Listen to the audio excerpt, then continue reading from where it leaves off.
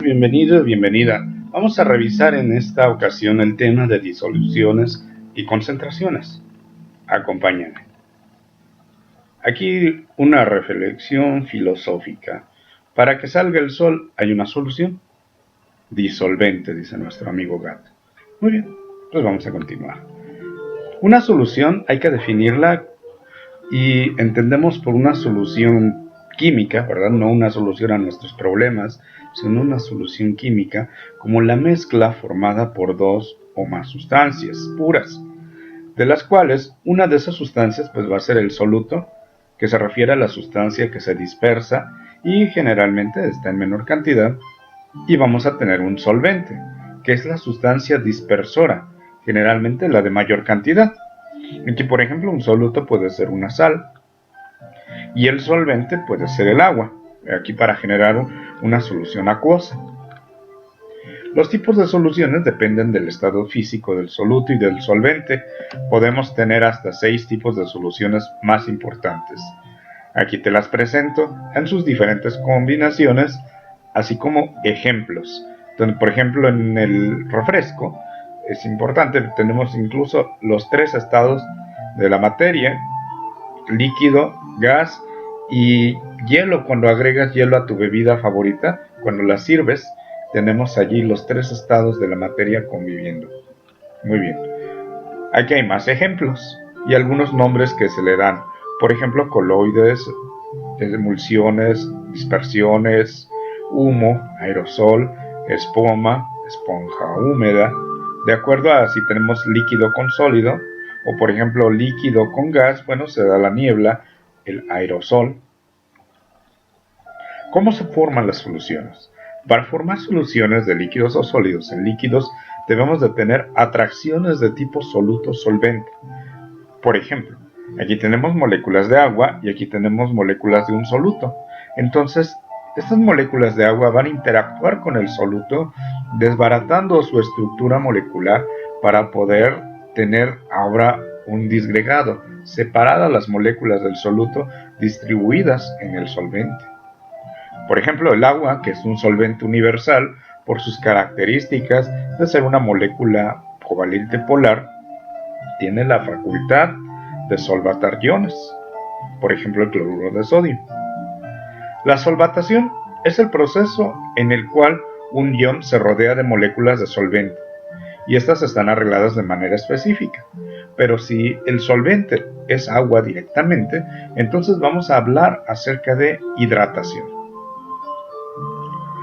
La solución de sólido en líquido, por ejemplo un sólido iónico, cuando se disuelve en agua, bueno, vemos que existe la separación de los iones a través de las moléculas de agua que contienen un dipolo. Entonces, dependiendo la carga, es como van a ser separados estos iones. Aquí te lo muestro en esta animación. Ahora bien, ¿qué hay respecto a un soluto covalente? Por ejemplo, el azúcar, mejor conocido como sacarosa, cuando le agregas a tu bebida favorita azúcar para endulzar, pues vemos que se disuelve, y a pesar de que es un compuesto covalente, y esto sucede por interacciones de puentes de hidrógeno. Una solución saturada es aquella que contiene la máxima cantidad de soluto, que pueda ser disuelta en el solvente a una temperatura específica. Recuerda que a mayor temperatura un solvente va a ser capaz de disolver mayor cantidad de soluto, y a la inversa, entre más le bajemos la temperatura a una solución, el solvente va a ser menos capaz de disolver al soluto. Una solución insaturada, por su parte, contiene menor cantidad de soluto, del que puede ser disuelto en el solvente a una temperatura específica. Y hablar de una solución sobresaturada, vamos a tener mayor cantidad de soluto de la que puede ser disuelta a esa temperatura.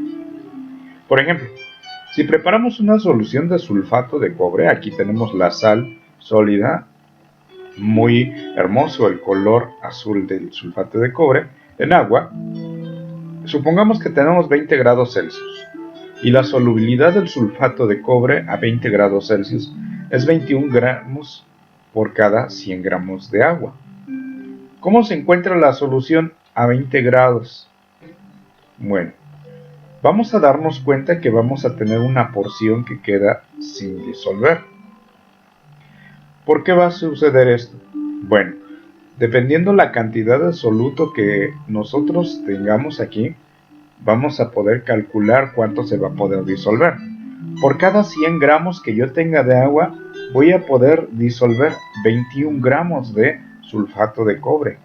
Sin embargo, si tengo 21.4 gramos de sulfato de cobre que yo quiera disolver en este vaso de 100 gramos, evidentemente 0.4 gramos quedarán sin disolver. Aquí te presento una tabla de solubilidad. La sal, y como te das cuenta, a mayor temperatura, mayor es la cantidad en gramos que podemos disolver. Sin embargo, no todas las sustancias se comportan de la misma manera. Aquí tendremos que analizar, por ejemplo, el efecto del flúor, del cloro, o efecto de cambiar, además del halógeno, más bien mantener el mismo catión. Podemos observar aquí pues cierta tendencia, flúor, cloro, bromo, yodo. Entre más bajamos en la tabla periódica en el grupo, pues es más soluble la sustancia. ¿Cuál es la máxima cantidad que se puede disolver de cloruro de sodio en 10 gramos de agua a 100 grados Celsius? Bueno, para empezar nos ubicamos en este lado de la columna, buscamos el cloruro de sodio, ok, 39.8 gramos por cada 100 mililitros de agua. Pero si yo tengo 10 gramos de agua, siendo el agua su densidad 1 gramo sobre mililitro, hablaré de 10 mililitros, es decir, entonces tendría que ser la décima parte de este valor. Efectivamente, 3.98 gramos. Ahora, si hablamos de una solución hipersaturada, es cuando tengo una cantidad muy alta de soluto disuelta en el solvente, inclusive que se ha necesitado calentar para poder saturar e hipersaturar esa solución. Eso sucede en el acetato de sodio, que inclusive llega a cristalizar, un fenómeno muy hermoso que pareciera como si el agua se congelara, por eso es que se llama bolsa de hielo o hot ice, hielo caliente. Veamos aquí. Aquí puedes observar cómo van creciendo los cristales de manera exponencial y pareciera como que es hielo, como si el agua se estuviera volviendo un hielo, pero en realidad pues no. Es el acetato de sodio que está precipitando. ¿Podemos predecir solubilidades? Claro. ¿Recuerdas la regla lo similar disuelve lo similar? Es decir, compuestos polares con compuestos polares, compuestos no polares con compuestos no polares se van a disolver. Pero si yo colocara un compuesto polar con un no polar, por ejemplo, hexano y agua, no habría esa solubilidad. Bueno, vamos a recordar un poco de algo que ya hemos visto en cursos anteriores. Sin embargo, si mezclamos un hidrocarburo como el pentano con agua, pues vamos a darnos cuenta que quedan dos fases y no se disuelven, o prácticamente no se disuelven. Quizás se disuelva una cantidad tan pequeña, mínima, que no lo somos capaces de detectar. Aquí la regla de solubilidad nos dice lo similar disuelve lo similar. Sustancias polares van a disolver sustancias polares y las no polares pues van a disolver lo no polar. Por ejemplo, el agua, que es polar, no va a disolver hidrocarburos como tenemos el benceno, que es un hidrocarburo aromático, o derivados como el tetracloruro de carbono. Importante aquí.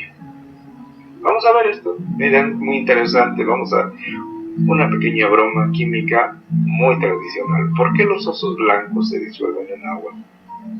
Bueno, pues porque son polares. Covalente polar.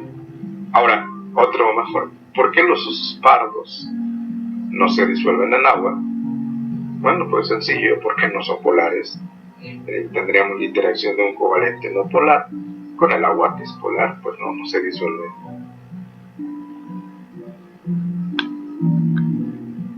Bien, Los factores que se relacionan con la rapidez de la disolución de los sólidos son los siguientes. El tamaño de partícula. Cuando tenemos cristales más pequeños, es más fácil disolverlos. La concentración, la agitación y la temperatura. Vamos a hablar ahora acerca de la concentración de las soluciones. Tenemos estas formas de expresar la concentración de una solución. Porcentaje masa-masa, partes por millón, por ciento masa-volumen, por ciento en volumen, molaridad, molalidad, fracción molar. Si nos damos cuenta, las que son porcentuales, bueno, siempre vienen siendo multiplicadas por 100. Partes por millón, en este caso, en lugar de ser multiplicado por 100, sería multiplicado por 1.000.000. Vamos a analizarlas. Si vamos a hablar del porcentaje masa, siempre vamos a revisar que en el numerador vamos a tener la cantidad de soluto. En este caso, como es masa, la cantidad en gramos del soluto dividida entre la masa total, es decir, masa de soluto sumada con la masa de solvente, multiplicado por 100 este cociente. Por ejemplo, yo disuelvo 5 gramos de hidróxido de sodio en 95 gramos de agua, la suma me va a dar 100. Entonces tendré 5 gramos disueltos en 100 gramos de solución. Bueno, el 100 con el 100 se cancela, entonces tengo al 5%. ¿Cuál es el porcentaje masa de hidróxido de sodio para una solución que se prepara disolviendo 8 gramos de hidróxido de sodio en 50 gramos de agua? Bueno, aquí tenemos nuestra ecuación. Como nos damos cuenta, son 8 gramos de soluto y de solvente son 50 gramos. Pero recuerda que hay que sumarlos. Entonces tendríamos 58 gramos. Al hacer nuestra operación, tendríamos 8 gramos sobre 58 gramos por 100. Esto nos da 13.8% masa. Aquí tienes un ejercicio. Haz pausa en el video y contesta ese ejercicio. Aquí tenemos otro ejercicio. Recuerda hacer pausa en el video y escoger el inciso que más se acerque a la respuesta correcta. Ahora, si preguntan qué masa de cloruro de potasio y de agua se necesita para formar 250 gramos de solución al 5%, haremos lo siguiente. Una solución de 5% de cloruro de potasio. Vamos a utilizar el 100 primero por comodidad, para hacer los cálculos más sencillos. Si es 5%, quiere decir 5 gramos en 100 gramos de solución, es decir, tanto de soluto como de solvente. Entonces, yo requiero formar 250 gramos al 5%. Al multiplicar por este factor, donde podrás ver que se cancela gramos de solución, me sale indicado que requiero 12.5 gramos de la sal de cloruro de potasio. Para los 250 gramos de solución, entonces el agua que voy a agregar, a esta solución de 250, le resto el soluto y tendré la cantidad del solvente. Una solución de ácido sulfúrico al 34% masa tiene una densidad de 1.25 gramos sobre mililitro. ¿Cuántos gramos de ácido sulfúrico están contenidos en 1 litro de solución? Bueno, para empezar, hay 34%, es decir, 34 gramos de ácido sulfúrico por cada 100 gramos de solución. La densidad es masa sobre volumen. ¿Recuerdas? Entonces, 1.25 gramos por mililitro. Debido a que tenemos 1 litro de solución, 1 litro es lo mismo que 1000 mililitros. Quiero saber allí cuántos gramos hay de ácido sulfúrico. Bueno, para ello, podríamos los 1000 mililitros multiplicarlos por la densidad, 1.25 gramos de solución sobre mililitro. Para ese momento tendría los gramos de solución, pero no necesitamos los gramos de solución, sino los gramos de ácido sulfúrico. Así que multiplicamos por los 34 gramos de ácido entre 100 gramos de solución que ya habíamos determinado anteriormente. Y el resultado nos da 425 gramos de ácido. Es el momento de que ahora practiques lo anterior con este ejercicio.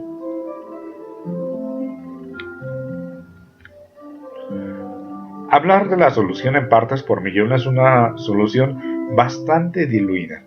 ¿Por qué hablamos de que es bastante diluida? Bueno, porque si habláramos de la solución porcentual, quiere decir una solución por cada 100 partes.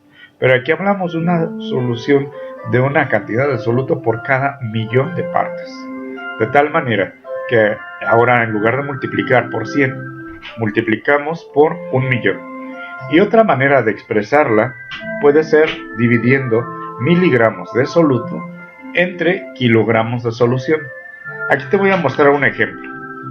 En un estudio realizado por López Vázquez y colaboradores en el 2017, en hongos silvestres comestibles, por ejemplo en el caso de Amanita caesarea, determinaron esta cantidad de potasio, magnesio, aluminio, cobre, manganeso, plomo, cadmio, cromo y hierro en este hongo.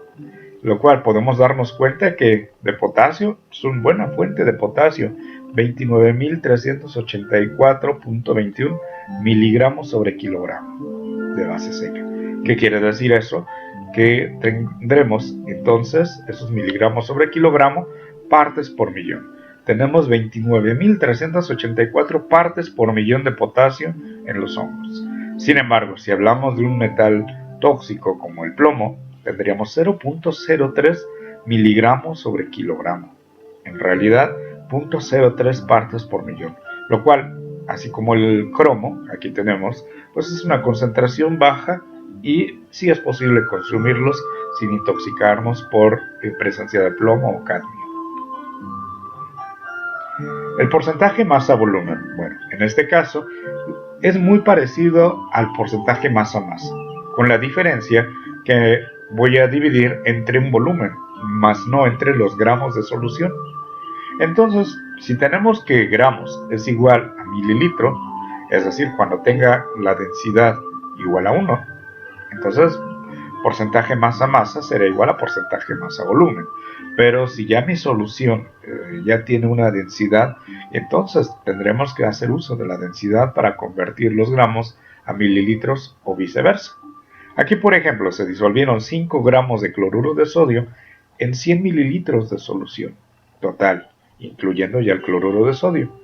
Entonces es una solución al 5%. Por ejemplo, el vinagre comercial también es una solución al 5% masa volumen de ácido acético. Interesante, ¿verdad? No lo sabíamos. Ejercicio. Calcular el porcentaje masa volumen de una solución preparada con 4.2 gramos de hidróxido de sodio disueltos en agua hasta un volumen de 12.5 mililitros de solución. Bueno, de acuerdo con esto dividimos el soluto, que es 4.2 gramos, entre 12.5 mililitros y nos da 33.6 ya multiplicado por 100. Ejercicio. Calcula el porcentaje masa-volumen. No olvides tomar en cuenta el dato de densidad. Porcentaje volumen-volumen. En este caso, tanto el soluto como mi solvente, ambos están en volumen, es decir, ambos están en mililitros. Por ejemplo, calcular el porcentaje en volumen en una botella de vino en la que una solución preparada con 12 mililitros de etanol son disueltos con agua hasta un volumen de 100 mililitros de solución. Si son 12 mililitros entre 100 mililitros de solución, al multiplicar por 100 se cancelan los 100 y nos queda que es una solución al 12% volumen-volumen. Tenemos 12 mililitros de etanol por cada 100 mililitros de solución. Vamos a hablar de la molaridad. ¿Qué es la molaridad? La molaridad se refiere al número de moles de soluto entre litros de solución. En cambio, la molalidad, representada con M minúscula, se refiere a los moles de soluto entre la masa en kilogramos del solvente. Una es en litros, otra es en kilogramos. Recordemos un poco acerca de los cálculos con el concepto de mol. Si nos piden calcular la masa molar para una molécula, por ejemplo flúor, que en este caso tiene 2 átomos de flúor, entonces multiplicamos por 2 la masa atómica, la cual recordamos que está en la tabla periódica. Esto quiere decir 38 gramos sobre mol. Por cada una mol que tenga de flúor, es decir, de F2, necesito 38 gramos. Ahora bien, si yo te doy el número de moles, ¿cuántos gramos equivale? Bueno, entonces tendremos que ocupar la masa molar que encontramos, los 2.45 moles por, en este caso, pues queremos cancelar mol, gramo queda arriba, mol se cancela, y entonces a multiplicar 2.45 por 38 nos queda 93.1 gramos.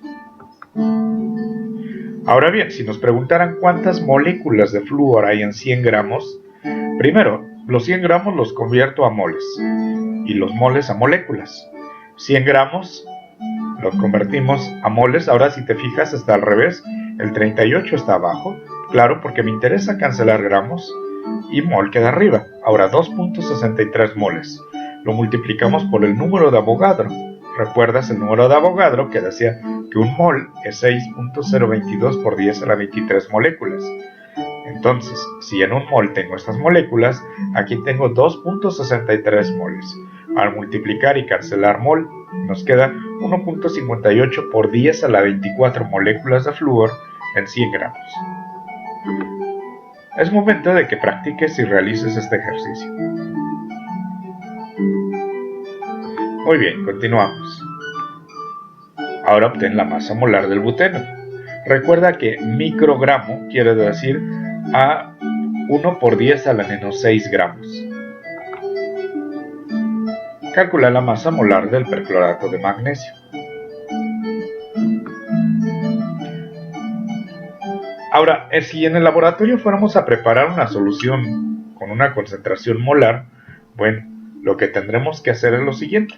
Por ejemplo, si vamos a preparar una solución 1 molar de cloruro de sodio, 1 molar tiene 1 mol por cada litro de solución, y ya sabemos que 1 mol con la masa molecular del cloruro de sodio es 58 gramos, es decir, necesitaré pesar 58 gramos, y estos 58 gramos los voy a disolver hasta llevar a 1 litro en un matraz. Generalmente es más conveniente primero disolver los 58 gramos en el vaso de precipitado y el líquido transferirlo al matraz. Enjuagar el vaso de precipitado para arrastrar el resto de soluto que se haya quedado y con ello agregarlo al matraz. Podemos enjuagar 2 hasta 3 veces el vaso de precipitado hasta tener la mitad de capacidad del matraz y posteriormente agregar el volumen necesario de agua hasta la marca del aforo, que nos indica que tendremos 1000 litros. Entonces podremos agitar y aforar.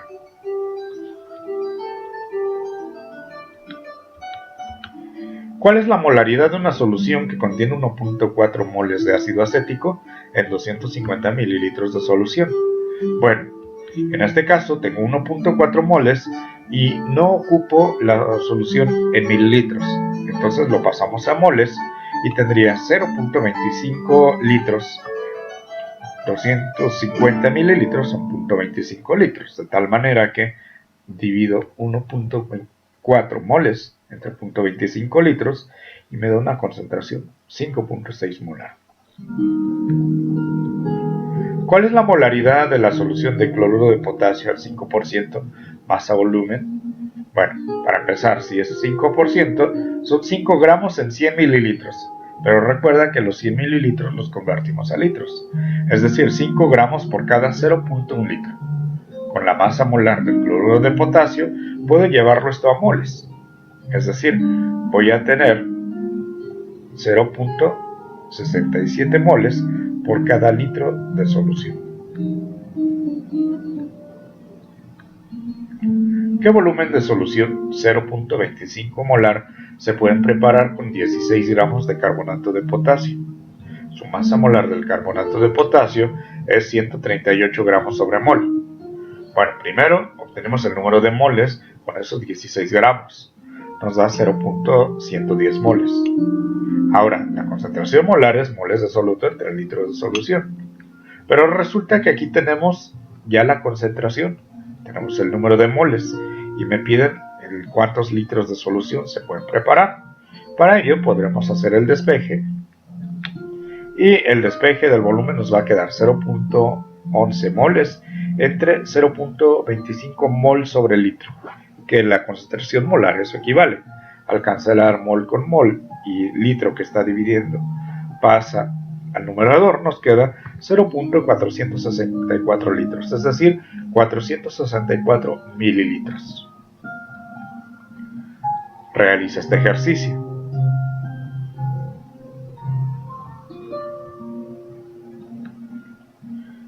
Vamos a hablar ahora de dilución.